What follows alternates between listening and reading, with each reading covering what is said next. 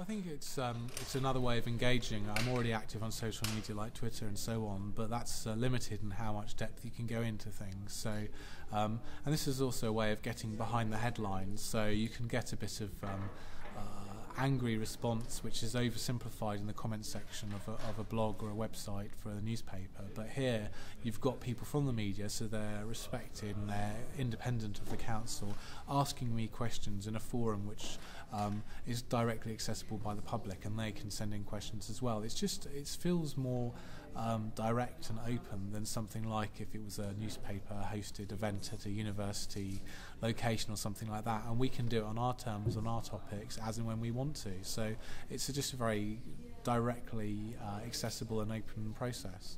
How does it work for you? Is there any kind of impact on the democracy by doing something like this, from your perspective as a leader? I think absolutely, in that you've got a more informed public from this. I mean, we've seen, some of the webcasts have had more than 1,000 viewings of it, and it's definitely evident to me that you're getting people who are watching this understanding a bit more, and then their next question or their next interaction with the debate or the process is that much more informed as a result. I mean, these are not decision-making meetings, these are just open conversations, but they're helping to inform, and that's a big part that we seem to forget sometimes, that participation, access, consultation is about informing people, because most people don't understand local government. They don't have any reason or cause to understand all the nuances of why decisions are taken a certain way until it affects them directly on an issue they care about or something that affects their quality of life.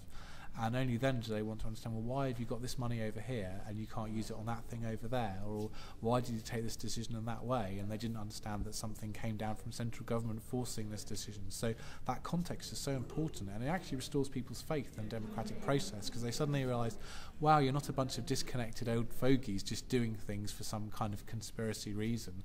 There's actually a thought process there and reasoning. They may not agree with it, but they can understand it. And I think understanding is pretty fundamental to engaging in debate. Where do you want to take this kind of idea? Because it seems like it fits into, as I was saying, a kind of direction of making the democratic process a bit more interactive.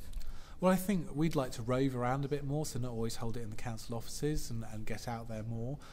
We're toying with the different subjects we do, and we're interacting, because we've also got a local TV station that's received approval here, so there's a whole bunch of ways that this could interact and could connect and follow up with other kinds of events and media.